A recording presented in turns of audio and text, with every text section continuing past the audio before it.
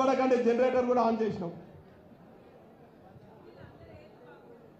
ఇక ఏం చెప్పాను కానీ వారు టీడీపీలో ప్రవేశించి పాపం ఎన్టీఆర్ ఆయన పుణ్యాన్న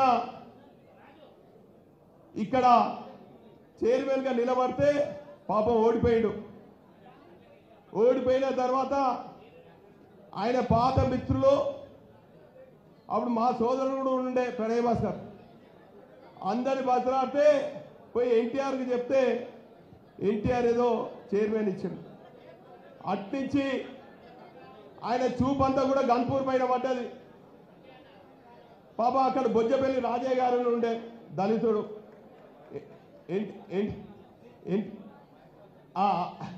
గన్పూర్ నుంచి వచ్చిన అమాయకులు బాధితులు అందరూ కూడా ఉన్నారు. మీరే చెప్పండి, ఒక్క 2 నిమిషాలు చెప్పి ముగిస్తాను ప్లీజ్.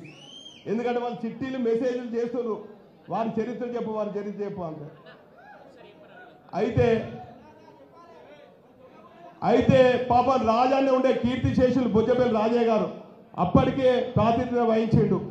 ఇక ఆయనను పక్కా జరపాలని చెప్పి ఆయన పొట్టుకున్నాడనో లేకుంటే సరిగా వస్తలేడనో లేకుంటే ఆరోగ్యం బాగాలేదు నానా రకాలుగా దుష్ప్రచారం చేసి పాపం ఆయన టికెట్ రాకుండా చేసి ఆ తదుపరి శాసనసభ్యుని అయిన తర్వాత శాసనసభ్యుని అయిన తర్వాత ఎన్టీఆర్ పుణ్యాన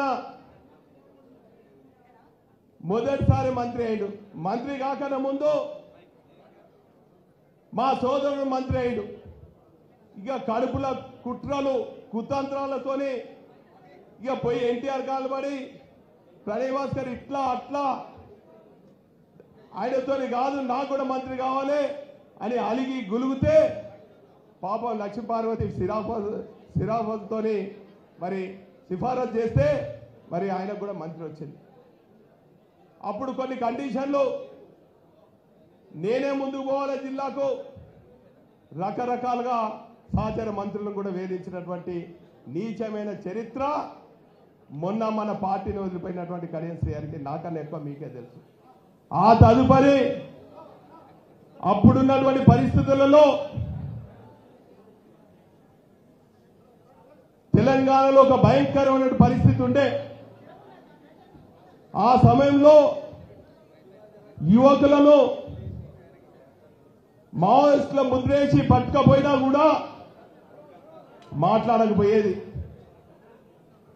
ఎన్కౌంటర్లు అయినా మాట్లాడలేదు. మంత్రిగా ఉండి ఉమ్మడి వరంగల్ జిల్లాలో అనేక బూటకం ఎన్కౌంటర్ కూడా స్పందించలేదు. మంత్రి పదవి ఉంటే చాలు అనుకున్నాడు.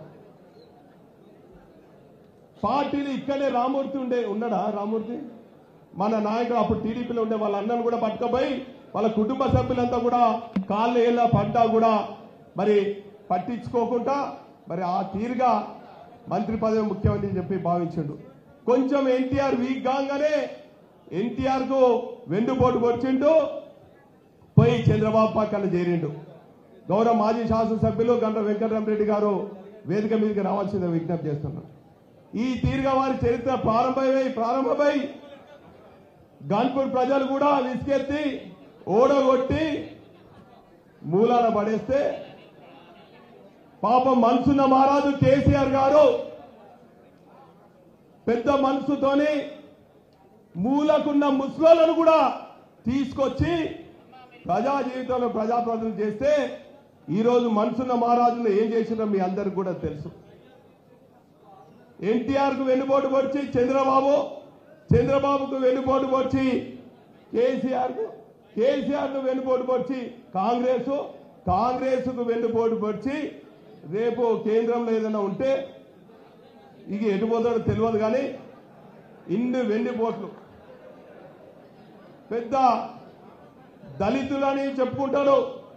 ఏ ఒక్క దళితులు కూడా చేరదీయలేదు.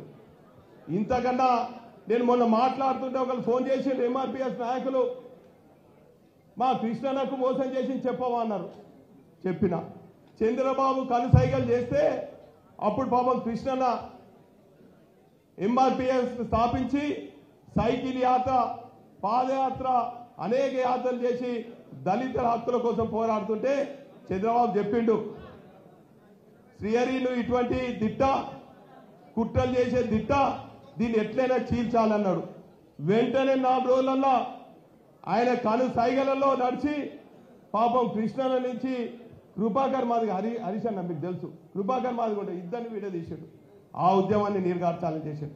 సరే రాజకీయ పార్టీలను నువ్వు చీల్చినావు, వెన్నుపోటు పొడిచినావు, కనీసం దళితుల సామాజిక ఉద్యమం చేసినటువంటి నేతను కూడా నువ్వు వెన్నుపోటు పొడుస్తావా శ్రీహరన్న, నీకు తగునా అని చెప్పి ఈ వేదిక ద్వారా కోరుతున్నావు. సరే మాలాంటి వాళ్ళను అనుగదొక్కినావు, పార్టీలో ఉంటే టీడీపీలో ఉంటే దళితులను అనుగదొక్కినావు, మా పైన కుట్రలు చేసినావు, మమ్మల్ని ఎదగకుండా చేసినావు. మీతోని సయోధ్య లేదని చెప్పి తెలంగాణ కోసం ఏర్పడిన టీఆర్ఎస్ లో చేరితే టీఆర్ఎస్ లో కూడా చేరితే టీఆర్ఎస్ లో ఒట్టి ఉన్నావా? దళితులను బీసీలను అందరూ కూడా ఇంట్లోకి వచ్చి అంతం పట్టిస్తుంది. నిజంగా మొన్న రామేష్ అన్న మిత్రులు ఒకరు చెప్పిండు, శ్రీహరి చేపట్టే పోయినామన్నా లేకుండా పోకపోదు అని. దయాకర్ అట్లే పోయాడు,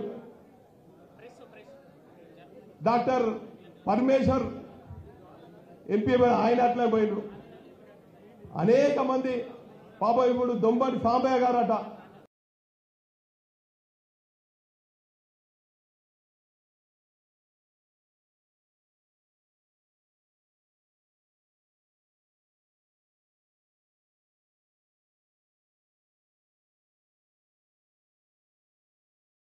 ప్రభుత్వం వస్తే అందులో కూడా పోతాడు. కాబట్టి ఇటువంటి ద్రోహ